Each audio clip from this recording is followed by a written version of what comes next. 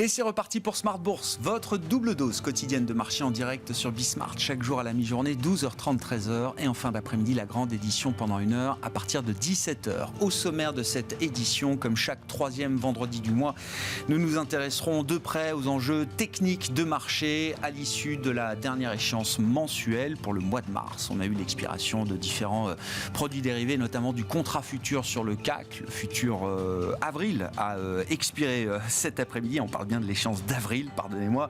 Le futur avril a expiré donc et on bascule sur le contrat futur du mois de mai qui intègre les dividendes qui seront reversés par les entreprises tout au long du mois de mai et sur le mois de juin également. Nous évoquerons donc ces enjeux avec les trois sorciers réunis comme chaque troisième vendredi du mois pour l'actualité macroéconomique et monétaire. On retiendra la tonalité toujours agressive confirmée par la Banque Centrale Européenne et Christine Lagarde aujourd'hui vis-à-vis de l'inflation. Le risque inflationniste est encore un risque orienté à la hausse et malgré l'impact attendu sur la croissance générée par la crise géopolitique, générée par le haut niveau d'inflation engendré par la crise géopolitique, la Banque Centrale Européenne confirme pour l'instant que les achats nets d'actifs s'arrêteront au cours du troisième trimestre prochain. La BCE qui ne s'est pas engagée toutefois sur un début de hausse de taux, laissant à ce stade le marché dans le flou, dans une ambiguïté constructive, comme on le dit quand on évoque la parole des banquiers centraux. Christine Lagarde qui estime qu'à ce stade, la dernière chose que la BCE veut voir, c'est un désancrage des anticipations d'inflation et que la situation est surveillée de près de ce point de vue-là par la Banque Centrale Européenne. Un wording qui peut rappeler d'ailleurs celui d'un Jean-Claude Trichet qui fut président emblématique de la Banque Centrale Européenne avant Mario Draghi. Sur le plan de la macroéconomie américaine, on notera une relative bonne tenue de la consommation avec des ventes au détail qui progressent en valeur de 0,5% sur un mois avec, il faut le noter quand même, un poste de dépenses lié à l'énergie, à l'essence qui est gonflé par les prix et l'augmentation des prix. Une bonne nouvelle toutefois, c'est l'indice de confiance du consommateur américain du Michigan qui rebondit fortement pour le mois d'avril avec l'idée chez le consommateur américain que les prix de l'essence, c'est quand même un facteur déterminant pour la confiance du consommateur américain, les prix de l'essence vont peut-être arrêter d'augmenter au rythme auquel ils ont augmenté ces derniers mois. C'est ce qui sous-tend en tout cas ce rebond du moral du consommateur américain pour ce mois d'avril. Le détail des infos de marché dans un instant avec Alix Nguyen. Et puis dans le dernier quart d'heure de Smart Bourse, le thème ce soir sera celui de la transition énergétique. Dans quelle mesure l'empilement de crises, la crise pandémique, la crise géopolitique, dans quelle mesure ces crises freinent-elles ou accélèrent-elles les enjeux de transition énergétique? Grande question, vaste débat et c'est Martha Oudot, directrice pour l'Europe francophone de DNB Asset Management qui est venue nous en parler cette semaine. Vous pourrez l'entendre ou la réentendre à partir de 17h45 ce soir.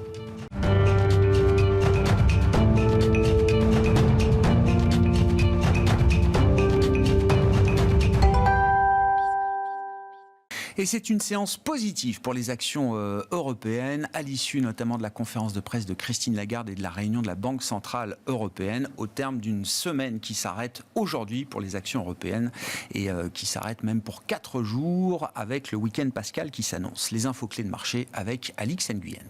L'indice parisien garde le cap après une BCE qui, sans surprise, campe sur ses positions et laisse sa politique monétaire inchangée. L'institution confirme son intention de réduire progressivement son soutien à l'économie et ce, malgré une inflation galopante. À propos d'inflation aux États-Unis, un nouvel indicateur nous parvenait cet après-midi. En mars, les prix à l'importation ont encore augmenté de 2,6% sur fond, entre autres, de hausse des coûts de l'essence. Sur un an, toujours en mars, la progression a atteint 7,1% avec une envolée de plus de 56% pour les prix des seuls produits pétroliers importés, dont on relève une hausse de 14,6% au mois de mars seulement. L'envolée des prix touche d'autres postes tels que les composants industriels ou encore de certains métaux utilisés dans l'industrie manufacturière ou le signe d'une inflation américaine qui se généralise. Autre chiffre très attendu aux États-Unis le mois dernier, plus ou moins comme prévu, les ventes au détail ont augmenté de 0,5%. 0,5%. Et puis, contre toute attente, la confiance du consommateur américain s'est améliorée en avril. L'indice de confiance est remonté à 65,7 contre 59,4 au mois de mars. Toujours outre-Atlantique, on relève que l'attention porte aussi sur les trimestriels, avec en ouverture de bal hier les grandes banques américaines et le cas décevant de JP Morgan. Aujourd'hui, ce sont Goldman Sachs, Morgan Stanley, Wells Fargo et Citi qui se prêtent à l'exercice. Demain, semaine écourtée pour cause de vendredi saint, les places financières européennes, américaines et Hong Kong seront fermées. Les seules statistiques à l'agenda seront américaines. L'enquête manufacturière de la Fed de New York pour le mois d'avril sera suivie de près.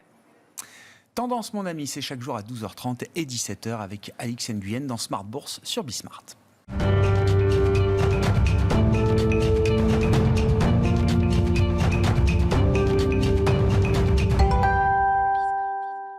Comme chaque troisième vendredi du mois, jour d'échéance, échéance mensuelle pour le mois d'avril. Aujourd'hui, les trois sorciers de Smart Bourse sont réunis. Romain Dobré est avec nous, membre de la cellule info d'experts de Bourse Direct. Bonsoir Romain. Bonjour Grégoire. Merci d'être là. Jean-Luc Hussac avec nous également. Perceval Finance Conseil. Salut Jean-Louis. Bonsoir. Merci d'être là. Et Philippe Béchade avec nous en visioconférence, le président des Éconoclastes et rédacteur en chef de la Bourse au quotidien. Salut Philippe. Merci beaucoup d'être avec nous à distance pour cette échéance donc du mois d'avril. Le contrat CAC 40 a expiré cet après-midi à 16h30. Avec, alors, bilan de cette échéance, on commence traditionnellement avec vous ce tour de table, Romain. Bon, en termes de prix, l'échéance du mois de mars avait lieu le 18 mars. On est peu ou prou sur les mêmes niveaux au terme de cette échéance du mois d'avril. Ouais, on a gagné 4,7 points sur l'échéance. C'est un peu ce qu'on annonçait et qu'on pressentait. Difficile de déterminer une tendance forte dans ce marché après un rebond tonitruant et des manques de drivers pour remonter. On a des forces contradictoires qui sont vraiment importantes de chaque côté, des résistances importantes, des supports aussi, on l'a vu. Et donc pas de grande évolution à l'intérieur des indices, c'est ce qu'on pressent sur les indices eux-mêmes. Ouais. En revanche, à l'intérieur, il y a effectivement beaucoup de choses qui se sont passées, beaucoup d'éléments, des choses fortes qui se mettent en place et sur des tendances importantes, pas mal de rotations et des écarts effectivement importants. Donc on termine à 6593,60 l'échéance de mars, 98,30 l'échéance d'avril et on entame le mois de mai sur l'indice parisien avec des opérateurs qui sont toujours prudents, très prudents. Ouais. Une volatilité qui était aux alentours de 26, je crois, déjà sur mai.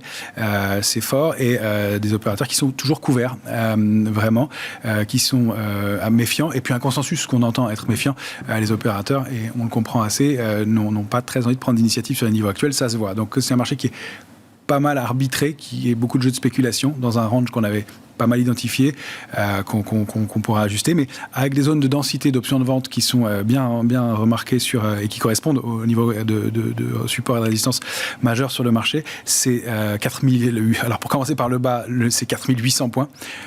Au-dessus, on a 5007, 5008, et au-dessus, c'est la zone dans laquelle on se trouve, 5950, 6005. D'accord. Zone de densité d'options de vente. Alors, j'aurais pu le faire dans l'autre sens, mais sous 5950, on n'a pas grand-chose avant 5007, 5008, et sous 5007, 5008.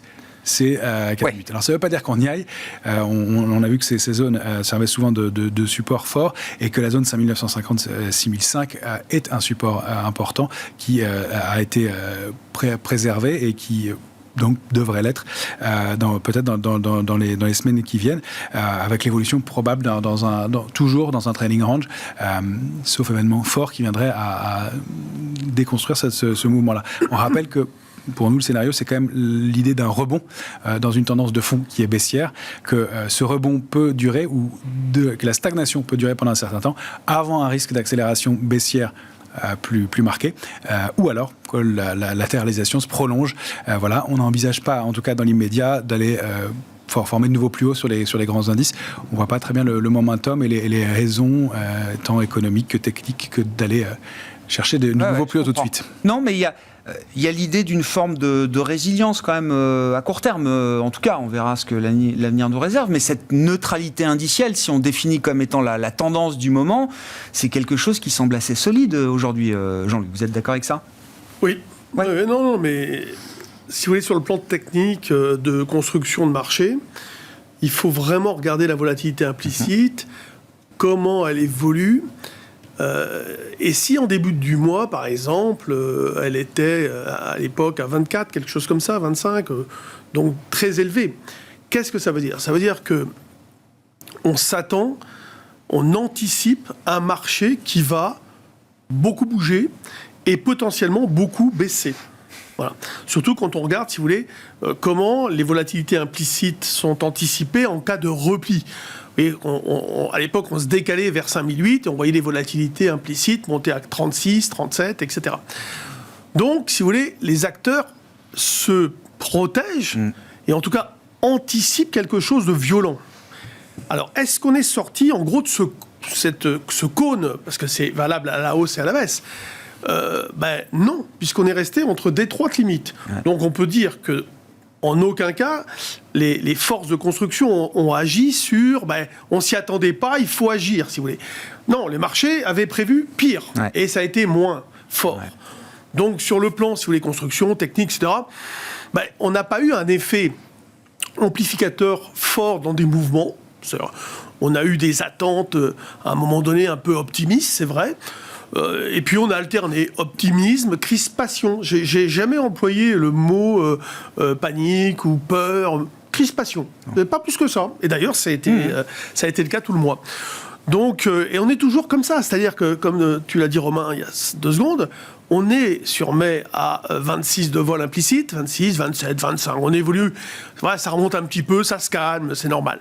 Donc on anticipe encore quelque chose de potentiellement fort, potentiellement qui va beaucoup bouger, etc. Et on voit pas la fin des problèmes tout de suite. Non. Oui. Et donc on a beaucoup d'acteurs qui sont très méfiants, peu investis et protégés, ou en tout cas, si vous voulez, ils n'ont pas vendu l'assurance de la protection à d'autres, si vous voulez.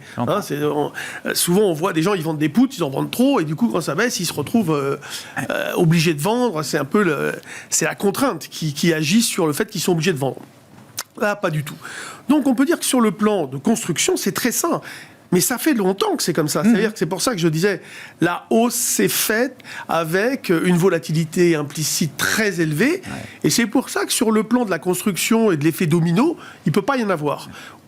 Il peut y en avoir dans une journée où les spéculateurs débouclent en fin de séance, notamment ceux qui font d'intraday. Mais au-delà de ça, non. Donc oui, le marché reste solide.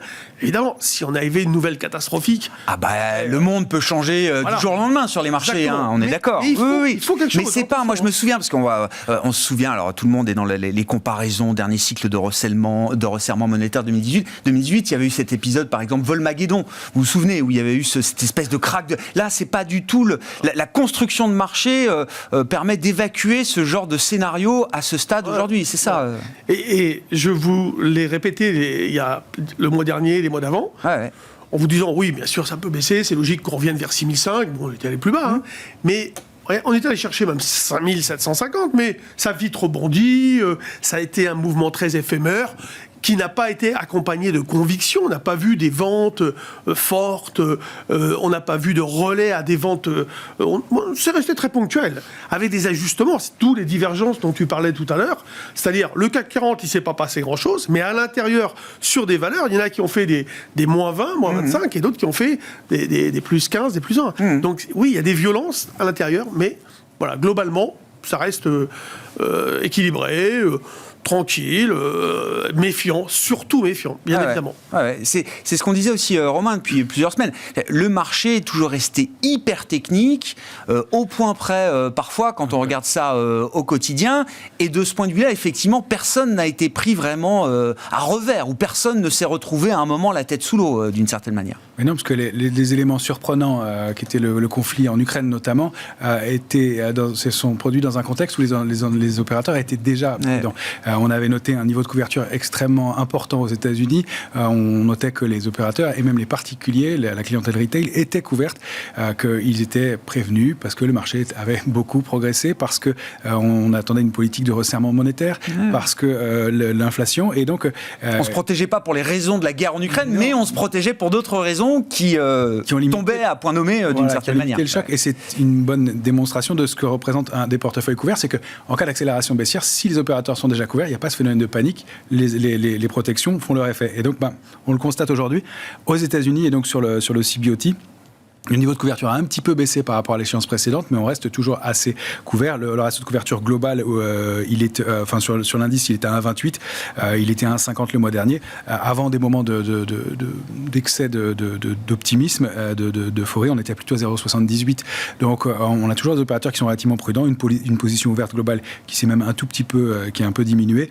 Donc, il n'y a pas d'éléments forts et de risques majeurs dans ce contexte-là. En revanche, on a des forces opposées. On a vu un peu de pression baissière sur le futur CAC 40, on ne l'avait pas eu depuis longtemps, contre 6730 points. Et puis, on a en contrepartie des opérateurs couverts, des liquidités, une volonté d'acheter sur repli, l'observation de nouveaux secteurs, des opérateurs qui s'intéressent à des valeurs, puis on redécouvre des valeurs aussi. Des valeurs comme Vallourec, comme CGG, qui étaient complètement oubliées depuis très longtemps, des valeurs très en retard, comme Fugro, des plus petits titres. Et puis, on voit des mouvements qui se mettent en place et des conseils qui changent aussi, des recommandations qui changent sur des valeurs comme Alstom. Donc, il y a un relais qui est en train de se mettre en place sur certaines, pas toutes, mais on imagine qu'il y a des choses qui peuvent se mettre en place de ce côté-là. Pour l'instant, c'est très difficile à lire et à quelques semaines, on va devoir observer au fur et à mesure et ajuster. C'est ce qu'on fait et on est assez agile dans notre gestion des allocations parce que le scénario peut évoluer assez rapidement. C'est ça. Pour l'instant, qu'est-ce qui est une vraie tendance? Qu'est-ce qui est plutôt un faux signal ou un bruit de marché tactique? C'est pas facile à identifier aujourd'hui. Et voilà, il y a ce gap de rupture du 16 mars qui était important et on est allé mettre un pied à l'intérieur. Finalement, on le préserve. Donc, on donne des petits signaux de fragilité, puis finalement, on se reprend. Et là, on attend en fait les résultats microéconomiques et on va aller voir dossier par dossier ce qui va se produire sur les marchés. On reviendra peut-être sur les nouvelles tendances sectorielles, ce qui a pu bouger au cours des dernières semaines. Philippe, votre bilan de cette échéance d'avril, sur les indices actions, je ne sais pas s'il y a d'autres éléments à apporter, c'est vraiment la camisole, comme vous la décrivez depuis des années maintenant, Philippe, en tout cas dans la séquence dans laquelle on se trouve aujourd'hui. En revanche, là où ça bouge, peut-être un peu plus, c'est sur le Forex, sur le marché des devises. Oui, this day is the day, puisque on enfonce brutalement, c'est arrivé, une heure après la fin de la conférence de presse de Christine Lagarde, on a enfoncé les 1,0810 contre dollar, et on s'est enfoncé comme un plomb jusque vers 1,0765, ce qu'on n'avait pas vu depuis le 15 mai 2020. Voilà. Derrière, je pressens qu'on ira voir 1,0640, et là, si ça ne tient pas sur 1,0640, j'ai peur qu'on retrouve des anticipations de parité 1 euro égale 1 dollar. Alors l'euro, oui, il a vraiment pris un gros coup sur la tête face au dollar. Il tient un petit peu mieux face au franc suisse, puisque l'écart est d'environ 0,3 aujourd'hui à la baisse, donc 0,3 à comparer avec moins 0,8 ou moins 0,9 à l'instant. Manifestement, les courbistes étaient très très positionnés sur cette paire. Donc, Christine Lagarde, elle nous dit quoi? Et bien que la prochaine hausse de taux, elle va attendre l'automne, qu'on ait terminé le programme APP. Et pendant ce temps-là, vous avez des membres de la Fed qui disent que 50 points de base à la prochaine réunion. Ah, mais ça sera peut-être pas suffisant. Peut-être qu'il faudrait mettre, je sais pas à quoi ils pensent. 75, 100 points, c'est fou. D'ici que la BCE bouge le petit doigt, les taux longs américains, ils seront à 200. Enfin, ils seront à 2%, quoi. Mais il va rester quoi de l'euro dans cette histoire? Et du coup, si l'euro dévisse vers un 0,640, ça veut dire que là, en l'espace de quelques jours, le coût de nos importations, il va bondir de 2%, tout simplement. Je ne sais pas comment on va encaisser ça au niveau de la consommation, mais je pense que ça va être de plus en plus compliqué. Donc, ça veut dire parce que, l'histoire de début d'année, c'était quand même l'histoire du pivot hawkish de la BCE qui succédait le pivot hawkish déjà consommé de la Réserve fédérale américaine, et on avait ce sentiment que la BCE essayait de reconverger un petit peu dans le sillage de la Réserve fédérale américaine. Là, vous dites cette convergence, elle est plus aussi évidente. On recrée une forme de différentiel là entre les perspectives de politique monétaire en zone euro versus celle de la Réserve fédérale américaine aujourd'hui. Ouais, c'est une divergence comme on n'en a pas vu depuis la crise de l'euro 2011-2012. Bon, certes, effectivement, 2018, la Fed a monté ses taux, mais on a compris que là, ça allait être plus brutal qu'en 2018. Donc la dernière fois que j'ai vu les politiques monétaires des banques centrales diverger de façon aussi radicale, faut remonter à 1987, quoi. Enfin, on remonte très très loin. Mais surtout, ce qui est quand même vertigineux, c'est de voir que face à une inflation à 7, la BCE elle a décidé de se donner 6 mois de plus. Enfin, mais imaginez qu'on ait présenté ça à la Bundesbank il y a 2 ans.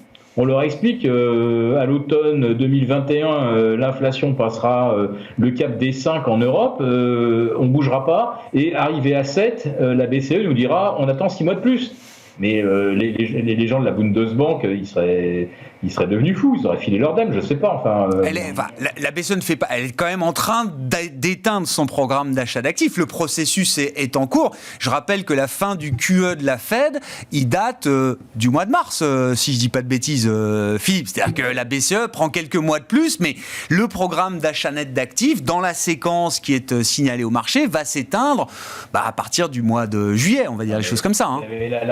Et là, on parle de l'écume des choses. Je vous dis, remettez-vous dans la peau de la Bundesbank et on lui dit donc, imaginez, on est à 1 an en arrière et on dit à la Bundesbank, là, l'inflation, elle va passer de 2 à 7 et on va pas bouger.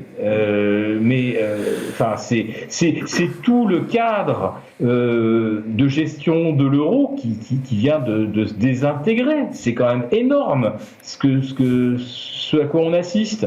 C'est énorme, faut qu'on en ait conscience. Personne n'avait imaginé que la BCE resterait l'arme au pied avec une inflation à 3, puis 5, puis 7. Bon, elle va passer vite selon vous. Elle tient quand même un discours qui est le plus hawkish qu'on ait jamais entendu depuis Jean-Claude Trichet. Hein. Alors après, les actes sont encore à venir, mais dans la communication, en tout cas, on peut pas nier la partie hawkish du discours de la BCE aujourd'hui. Mais non, mais la dernière fois que Jean-Claude Trichet parle de monter les taux, on était à 70 d'inflation. Enfin, ça n'a rien de comparable. Et je pense que les marchés n'ont pas du tout réévalué la situation, ni au niveau des marges des entreprises, et on en parlera peut-être plus tard. Mais là, quand vous entendez des discours optimistes sur des croissances à nouveau pas loin de 10 cette année, mais dans la formation des bénéfices des entreprises, dans cette profitabilité, il ne faut pas oublier que l'année dernière, les rachats de titres, ça comptait pour 40%, ou pas loin. Cette année, vous pensez que les entreprises vont continuer de racheter leurs titres au même rythme, avec de l'argent qui est passé de 0 à 2 aux États-Unis? Enfin, je ne sais pas. Enfin, moi, je dis que les marchés sont complètement hors sol. Voilà. Et la seule explication, la seule explication, c'est qu'on est enfermé depuis maintenant 2009, dans un type de gestion qui est 60% actions, 40% obligations pour les profils plutôt offensifs et 60 obligations, 40% actions pour les profils défensifs. Et on reste là-dedans, c'est-à-dire que quand on se prend un crack monumental sur l'obligataire, qu'est-ce qu'on fait de l'argent ? Voilà, c'est les vases communicants, et quelles que soient les circonstances, finalement, on en est à toujours acheter des actions. Les taux baissent, la prime augmente, on achète des actions, et quand l'obligataire se prend la plus forte chute depuis 1994, qu'est-ce qu'on va faire de l'argent ? On achète encore des actions. Non mais ça devient dingue. Bon, c'est le TINA, 10 ans et plus de TINA à l'œuvre aujourd'hui dans ce marché. Je reviens sur l'euro-dollar. Donc, effectivement, le débat de début d'année, je me souviens, c'était effectivement l'idée de la parité. Et puis, il y a eu un mouvement de communication quand même de la BCE qui a permis de rectifier un peu le tir. Mais là, on se retrouve à nouveau avec ce sujet de 1,05 demain et pourquoi pas la parité après-demain. Ouais, Jean-Louis. Toujours baissier. Hein. Oui. La tendance de fond n'avait pas changé. Hein. Non, là, ça n'avait pas changé. Bon, moi, j'ai laissé, on s'en est éloigné, mais c'était un 13,90, mon retournement, il fallait franchir cette zone. Donc là, on est toujours baissier sur le plan technique. Ça devient excessif ou pas? C'est survendu l'euro? Les positions sont... Non, il y a des Donc faits. le mouvement peut avoir encore de la place pour se développer? Bien sûr. Alors, vous assistez à quoi? Vous assistez à un dollar qui progresse et vous assistez concomitamment à un euro qui s'affaiblit. Vous savez, on aurait pu avoir l'euro qui monte, le dollar qui monte et l'euro qui ne bouge pas. Mais c'est une monnaie par rapport à une autre. Et parfois, il y en a une qui monte et une qui baisse. Donc ça accélère le mouvement. C'est ce qu'on a aujourd'hui. La Banque centrale a peur, évidemment, d'agir sur la croissance, enfin de freiner encore, de casser toute perspective de croissance. Et donc, elle va rester... le marché pense qu'il va être contrainte. C'est-à-dire que le problème, c'est le mot contrainte, de rester dans une politique, en retard, quoi. Avec un resserrement monétaire reporté, etc. Enfin, ils vont garder une politique extrêmement prudente. Ils vont pas agir, comme l'a dit évidemment Philippe. Et puis, on peut en effet poursuivre. On peut poursuivre. Ce qui est incroyable, c'est que, sans être trop dans le détail, mais quand on regarde le pricing du marché obligataire, il voit 2 hausses de taux de la BCE cette année et d'autres à suivre en 2023. Donc, il y a quand même l'idée, chez certains intervenants de marché, obligataires en l'occurrence, que la BCE va faire quelque chose.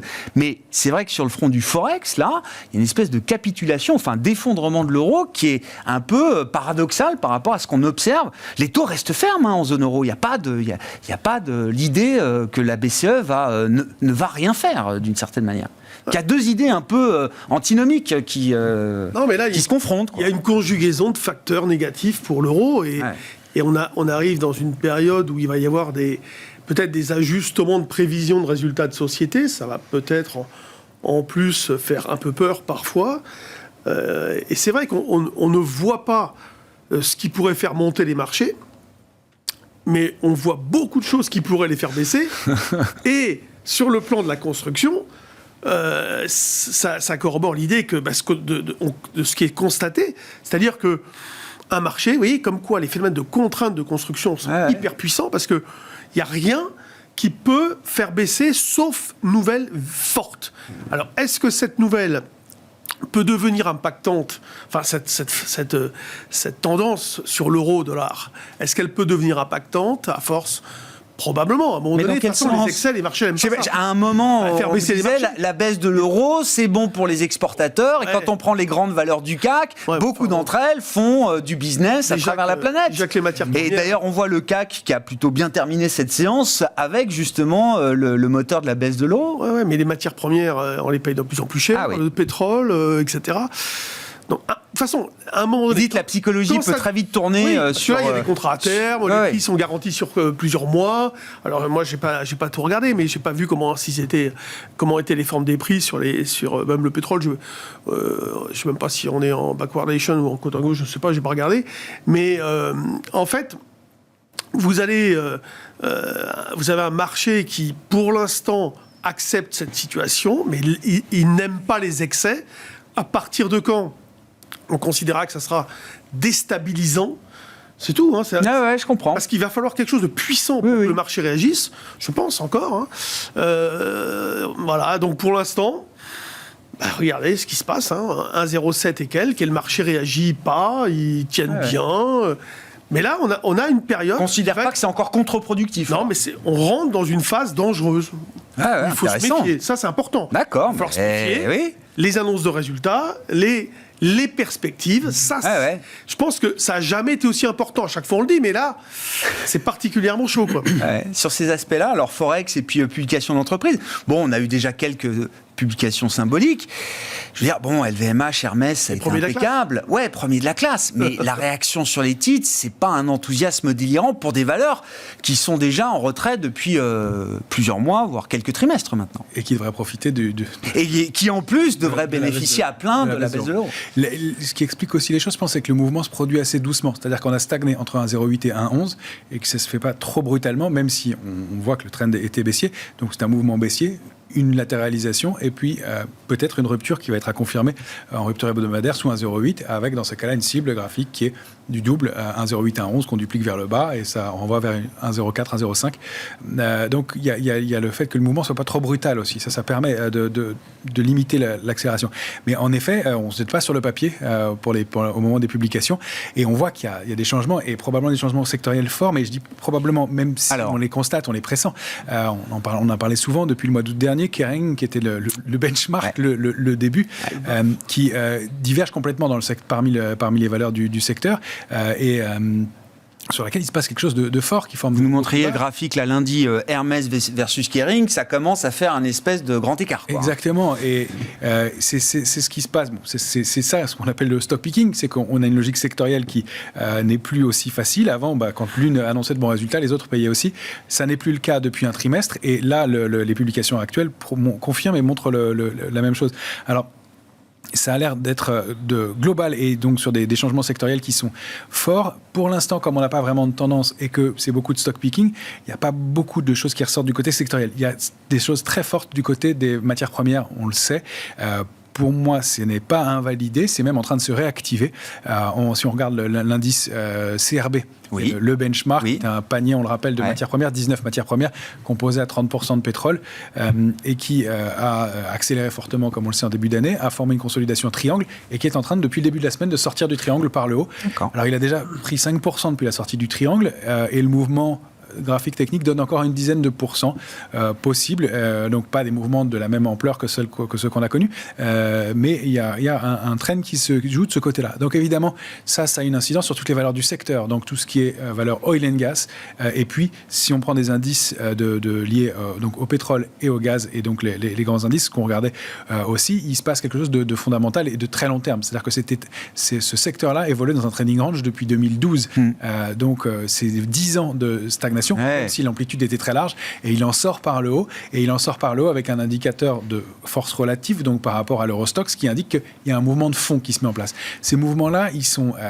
rares, ils sont lourds, et pour qu'on assiste à un mouvement comme ça, c'est que ce sont des très grosses mains du marché qui rentrent sur ces secteurs-là. Alors, de là à dire que c'est un boulevard et que ça va continuer, c'est pas certain. Il y a des mouvements de ce qu'on appelle throwback, c'est-à-dire qu'on peut aller se réappuyer sur le trading range avant de réaccélérer. Ça, c'est possible parce que le mouvement a été fort depuis janvier et très très très important sur ces grandes pétrolières notamment, et donc il y a peut-être un peu de surchauffe dans ce mouvement-là, mais c'est un mouvement de fond, et il y a une dynamique aussi qui maintient les indices, qui maintient les marchés, qui montre qu'il y a des mains qui sont en train de travailler et qui sont en train de rentrer dans le marché. Donc si on sort des indices de façon globale et qu'on a un mouvement baissier qui se met en place, il y a des relais qui sont là. Il y a le secteur de la santé qui est plus haut historique, plus haut historique. Sanofi, dont on a souvent parlé ici, que nous, on a eu et pour lesquels on a abandonné, et qui est parti sans nous, on peut le dire parfois, et qui est parti très vite. Oui, parce que c'est des boîtes, ça fait 10 ans que ça dirate un peu ce secteur de la santé, hormis quelques valeurs stars qui ont un statut de valeur de croissance, mais pour le reste, c'était vraiment pas du tout ce qui était sur le devant de la scène. Non, à commencer par Sanofi. Et on la voyait et on se disait, bon, elle est en retard, elle va rattraper. Elle l'a fait, mais au moment où on ne l'attendait plus vraiment, et donc de façon assez rapide, assez brutale, on peut dire déjà que même le secteur, à court terme en tout cas, est un peu en surchauffe.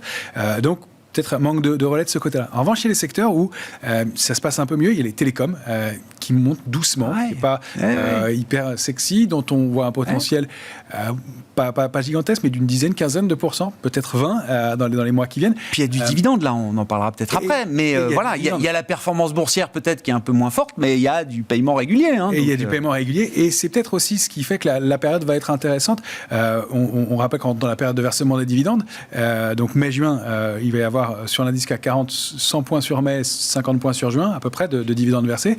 Et ça fait qu'on n'a peut-être pas envie de vendre ces titres tout de suite non plus, et d'aller chercher ces valeurs à dividendes et qu'elles tiennent et qu'elles permettent au marché de tenir aussi. Donc il y a ce phénomène technique qui joue, et effectivement on cherche des défensives, on cherche des valeurs qui tiennent bien. Et il y a quand même le secteur aussi, un secteur dont on parle moins, qui est fort en ce moment, c'est le secteur de l'assurance, qui surperforme nettement. À contraire du secteur bancaire stricto sensu, qui lui a pris quand même une bonne claque depuis l'invasion en Ukraine. Ouais, complètement. Ouais. Et qui l'assurance a mieux tenu. Nettement, qu'on pourrait dire étonnant étonnamment, et des valeurs comme... Alors, et même de réassurance, puis des valeurs comme Coface aujourd'hui qui donnaient des signaux intéressants de réactivation haussière après des plongeons marqués. Et donc, il y a des choses qui se passent comme ça, un train indiciel. Alors, c'est difficile encore une fois parce qu'il y a des dispersions, mais on remarque quand même des mouvements de fond et toujours de l'intérêt qui vient en opposition à ces niveaux de résistance majeurs, ces sommets qu'on a du mal à déborder. Jean-Louis, mai, juin, c'est le retour des stratégies dividendes là pour les arbitragistes de marché. Il y a 97 points. Bon, après les pondérations évoluent un petit peu, mais il y a environ 97 points de dividendes sur mai. Et donc on part avec un contrat futur qui va être 100 points plus haut que le cash. Plus bas, que le cash. D'accord. Plus bas, puisqu'il anticipe la distribution sur le cash. Il se traite pas en dividende. Et donc, ça commence. C'est mardi. Je crois qu'il y a Airbus et Stellantis. Il fallait les acheter avant. Mais ils disent que c'est eux qui vont distribuer, les premiers qui vont distribuer. Ça va faire à peu près 10-11 points d'impact. Donc vous allez voir déjà, on va passer de 98, on est pratiquement autour de 98-100. On va se rapprocher de 10 points, vous voyez, et 10 points, et 5 points, et 12 points, etc. Donc ça c'est important. Comment ? Et il y en a une quinzaine qui vont détacher. Ouais, donc il y en a un paquet. Mardi, à 7h du matin, il y a les résultats d'ASML aussi. D'ASML, ouais. Ça, c'est important. C'est les plus grosses pondérations de l'Eurostoxx. Ouais. Donc ça, c'est chaud, parce que après, qu'est-ce qu'ils vont dire sur les perspectives, etc. Donc ça, c'est des choses qui vont être suivies. Ce qui explique aussi le fait que le marché tienne bien, le CAC 40, c'est que les grosses pondérations, elles se sont bien comportées depuis ces dernières semaines. LVMH a gagné 7%, Sanofi a gagné beaucoup de terrain, Air Liquide a bien fonctionné, AXA, tu dis c'est Coface a pris 20% depuis le plus bas, mais AXA a bien progressé également, elle pèse quand même assez lourd dans le CAC, elle est plutôt, je sais pas, 3-4. Donc... les grosses pondérations, en fait, elles performent. Et comme elles performent, leur cours monte. Et comme leur cours monte, elles représentent de plus en plus de poids dans l'indice. Et évidemment, à un moment donné, on peut arriver à un indice qui performe avec une dizaine de valeurs. Ça peut suffire pour largement créer décalage, un mouvement très fort. Bon, quand les bancaires se mettent à bouger, par exemple, on voit très bien les divergences entre l'Eurostoxx et le CAC 40, par exemple. Dès que les bancaires prennent 5, 6, 7%, parfois c'est violent, vous voyez le CAC 40 qui gagne, qui surperforme de 10, 20, 30% dans la journée, la perf de l'Eurostoxx. Parce que l'Eurostoxx 50, on a sorti des banques de l'Eurostoxx, est de moins en moins bancaire comparé au CAC 40, qui reste quand même en partie, en tout cas, bancaire. Il y a beaucoup de bancaires. Et donc... Le marché, en effet, peut tenir avec des valeurs qui vont annoncer. Donc, moi ce qu'on va tous attendre vraiment, c'est plus que les résultats, c'est vraiment les perspectives qui vont être annoncées. Tout le monde se dit, voilà, qu'est-ce qu'ils vont nous annoncer. Rapidement, Romain. Et juste, oui, effectivement, dans ce sens-là, le consensus est tellement prudent et la surprise est tellement possible qu'une petite surprise haussière dans les jours qui viennent est possible aussi. Pas une accélération très forte. C'est ce que vous disiez, oui. C'est ça. Mais très léger. Court terme. Tactique, pour aller chercher entre 6007 et 6008 au mieux sur le CAC. Mais effectivement, dans ce contexte de prudence, de retrait, de vouloir acheter plus bas, il est tel que ça peut cristalliser un petit mouvement d'accélération haussière qui ne changera pas la donne, toujours en range. Philippe, je vous laisse rattraper votre déficit de temps de parole. Et puis, alors, on parlait des excès de marché et des mouvements sur le Forex. Je veux bien peut-être un petit commentaire sur le yen japonais, qui, alors, j'ai même pas retrouvé une longueur de graphique suffisante, mais on est sur des plus bas multi-annuels, voire peut-être multi-décennaux. Enfin, plus de 126 yens contre dollar, c'est ce qu'on a vu cette semaine, avec là, une grosse accélération à la baisse du yen contre dollar ces dernières semaines. Oui, on avait comme référence les 125. On est en dessous et je pense que M. Kuroda doit se féliciter puisqu'il a annoncé qu'il fallait revenir aux fondamentaux. Les taux, c'est 0. Voilà, donc la rémunération du yen, elle est dérivée jusque vers 0,25%. Ouh là là. Elle va probablement être ramenée à 0,15, 0,10, puisque 0,10, c'était quand même là la petite marge que la Banque centrale japonaise tolérait. Donc, vous pensez que la Banque centrale du Japon, Philippe, dans un contexte inflationniste assez généralisé, le Japon étant un peu à l'écart quand même des niveaux d'inflation qu'on observait, vous pensez que la BOJ va vouloir reprendre la main sur la petite bulle d'oxygène qu'elle a laissé se développer sur les marchés obligataires ? Ils ont couru après l'inflation pendant 30 ans. Ils désespéraient d'en avoir. Là, ça tend vers les 3%, mais on n'y est pas encore.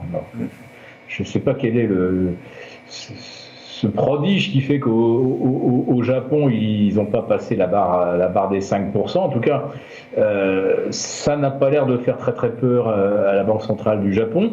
Je pense que ce qu'ils voient surtout, c'est ce qui se passe là, 300 km au-delà de leur côte.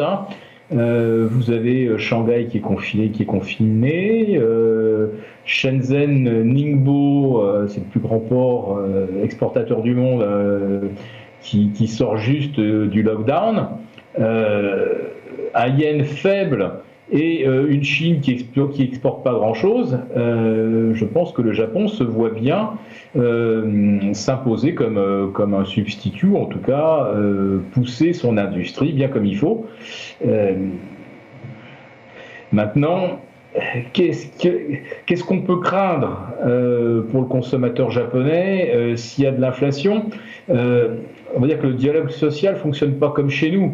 Si demain il faut redonner du pouvoir d'achat aux Japonais, je pense que les entreprises feront l'effort. En Europe, on sait que ça sera de toute façon pas le cas. Voilà, ça sera au mieux des chèques par-ci, des chèques par-là, et des négociations branche par branche dans nos industries. Donc le Japon, c'est vrai que c'est quand même un monde à part. Il faut y avoir été pour vraiment le toucher du doigt. Et pour l'instant, donc l'inflation, n'est vraiment pas le sujet du moment pour la BOJ. Et je pense que leur vraie stratégie, c'est de reprendre des parts de marché par rapport à la Chine. Ça paraîtrait assez logique. Ouais, donc la politique de yen faible, d'affaiblissement du yen, reste une stratégie valable, cohérente au regard des fondamentaux japonais. Oui, puis ça alimente quelque part le fameux carry trade. Vous savez, vous empruntez en yens pour que vous vendez à découvert, pour ensuite aller acheter des actifs sur des actifs plus rémunérateurs. Donc ça a été longtemps les T-bonds. D'ailleurs, aujourd'hui, avec 2,72 de rendement, c'est pas si mal. On est à 2,95 sur du 20 ans. Voilà.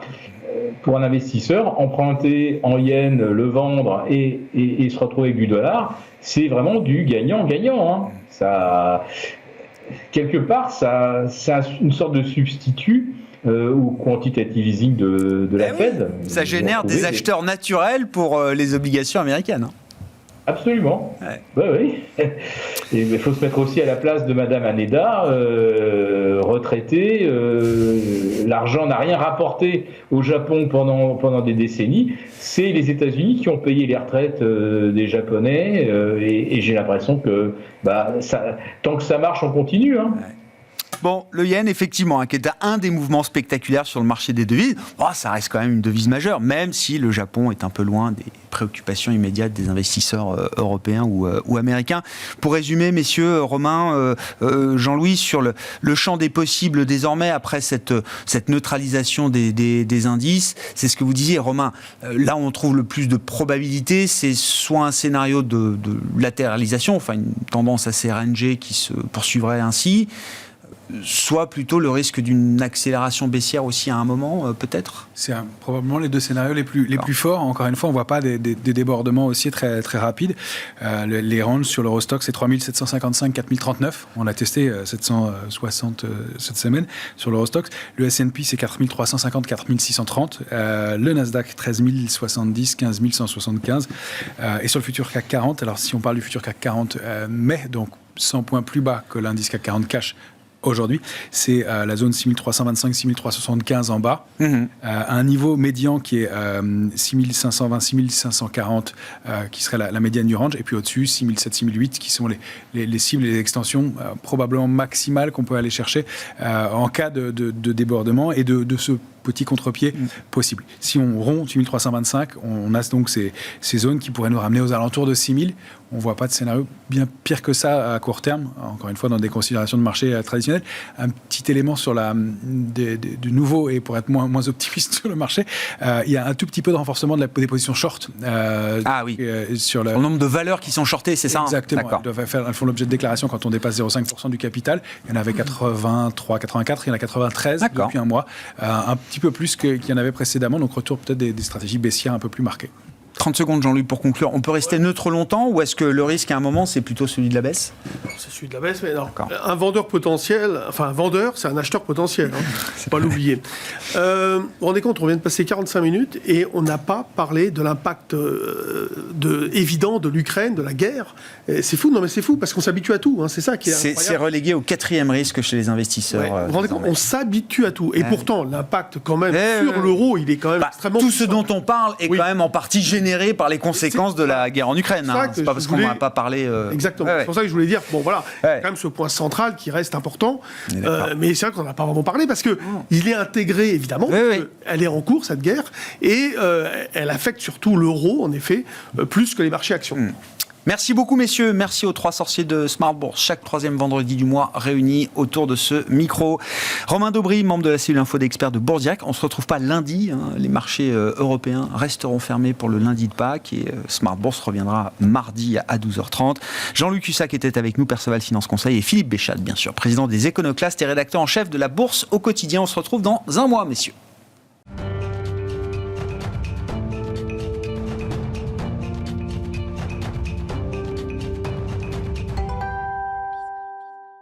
Le dernier quart d'heure de Smart Bourse, c'est le quart d'heure thématique avec ce soir une grande question. Est-ce que les crises successives depuis 2 ans, crise pandémique dont on est encore à peine sorti, plus crise géopolitique depuis à peine 2 mois maintenant, mais qui a déjà des effets importants sur les marchés et sur l'économie, est-ce que ces crises successives ralentissent ou accélère les enjeux liés à la transition énergétique ou à la transition écologique dans son ensemble?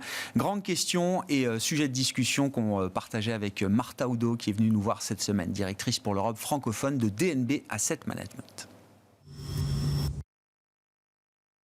Nous avons vécu 2 ans de pandémie, de crise sanitaire, et avant même d'en être complètement sorti, l'Europe se retrouve dans un contexte de guerre, une situation qu'on n'imaginait pas possible après une si longue période de paix en Europe.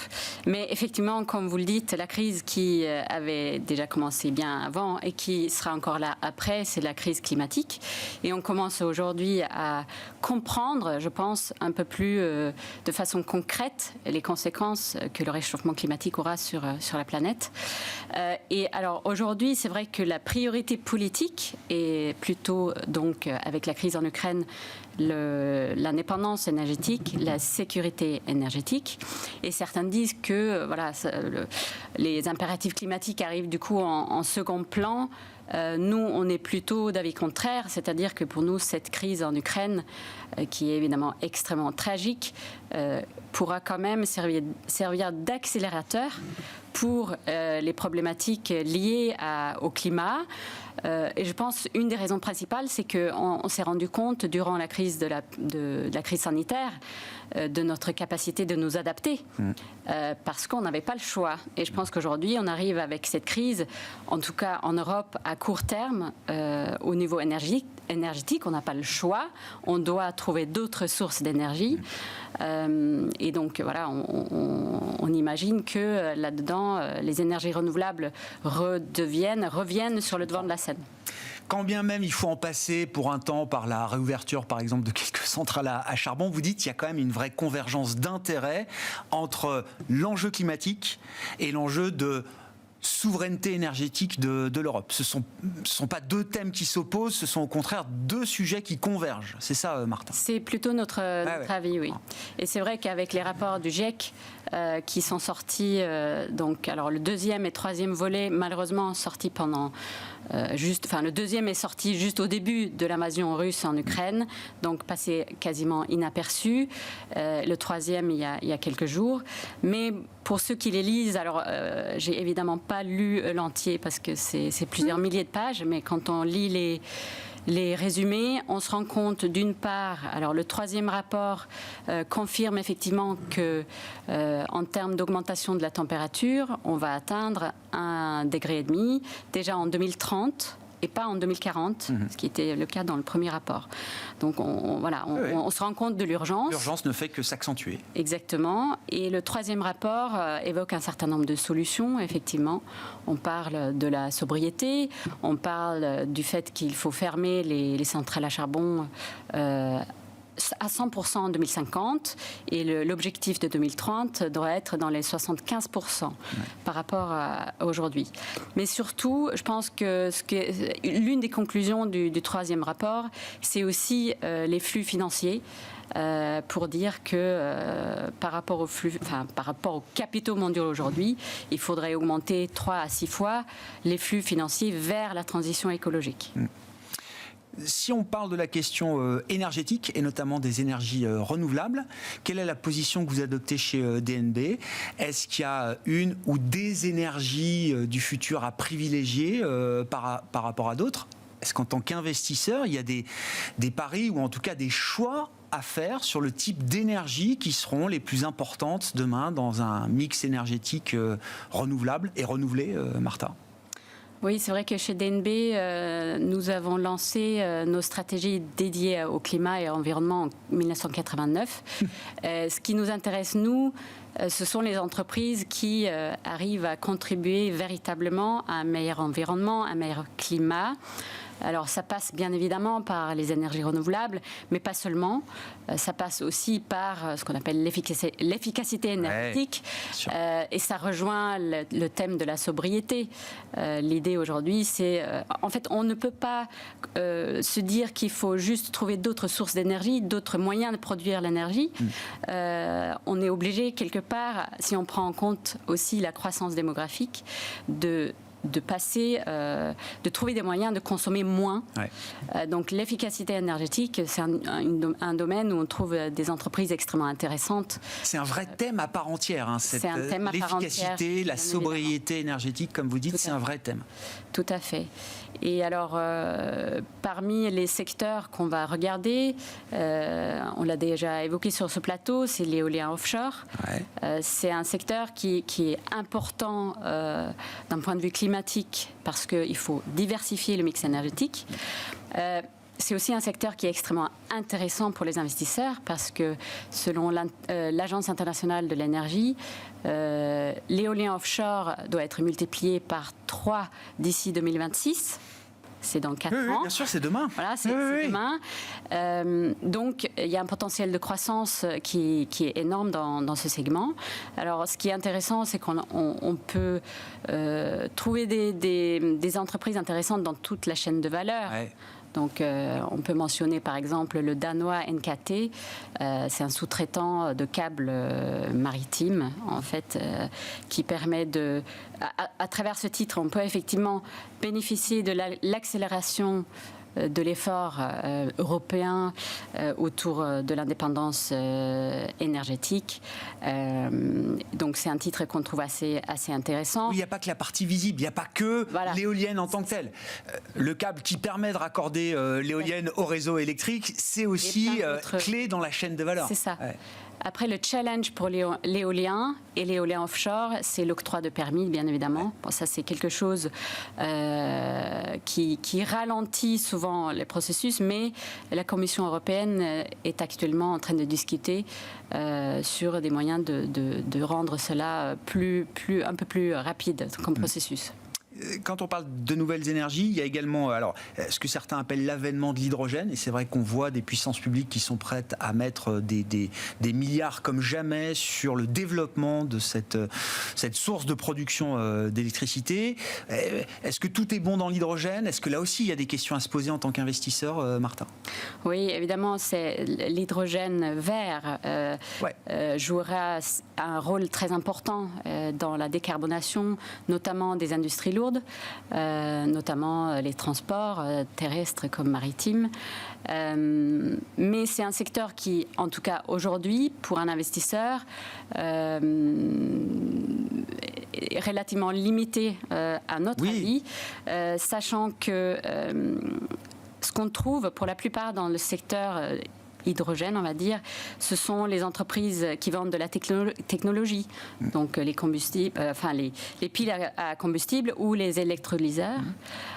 Donc c'est un environnement extrêmement compétitif qui pour nous va peut-être être avec le temps banalisé, commoditisé comme on dit en français. Et pour nous, ce qui est peut-être le segment le plus intéressant dans l'hydrogène, ce sont les entreprises qui sont un peu plus intégrées, c'est-à-dire qui arrivent qui ont accès à l'électricité renouvelable, qui possèdent leur production de l'hydrogène et qui en même temps ont des clients plus ou moins captifs. On peut évoquer par exemple Plug Power aux États-Unis, qui justement vend leur hydrogène à ses clients qui sont dans le secteur des truck lifts, les chariots élévateurs, et qui a cette capacité justement d'être implanté proche des entrepôts, parce que la molécule coûte cher à transporter à longue distance. Donc c'est un modèle qu'on trouve assez intéressant. Mais il faut être très sélectif aujourd'hui dans le secteur de l'hydrogène vert. Et puis, pour finir, revenons sur l'idée de la sobriété, de l'efficacité énergétique. Et là, qui est encore une fois un thème à part entière, Martha, et qui est surtout un thème transsectoriel. C'est-à-dire que cette idée de sobriété, on peut la retrouver, la décliner dans beaucoup de secteurs d'activité. Et je crois qu'un exemple qui vous intéresse aujourd'hui, c'est dans le secteur de la mode, habillement, textile, où là, il y a de l'efficacité et de la sobriété à apporter aujourd'hui. Oui, tout à fait. C'est vrai que nous, on parle souvent aussi de l'économie circulaire dans nos investissements, et c'est un thème qui va effectivement avec la sobriété. On peut mentionner Spinnova en Finlande, qui a développé en fait une nouvelle technologie qui permet de produire des fibres textiles avec du cuir, avec des déchets agricoles par exemple, avec du bois. Donc c'est une technologie très innovatrice qui commence à percer sur le marché. Ils ont assez récemment signé des contrats ou signé des partenariats avec H&M, avec Adidas. Ah oui, effectivement. Donc c'est quelque chose qui pourra potentiellement révolutionner le secteur du textile. C'est une entreprise qui arrive à réduire du coup les émissions de presque 50% par rapport à l'industrie traditionnelle du textile. Martha Oudot qui est venue évoquer ces sujets de transition énergétique, comment investir dans la transition énergétique pour être concret. Martha Oudot qui est avec nous en plateau donc cette semaine, directrice pour l'Europe francophone de DNB Asset Management. Voilà pour cette édition de Smart Bourse qui marque la fin de cette semaine écourtée avec un long week-end pascal de 4 jours. On se retrouve donc mardi en direct à 12h30 sur Bismart.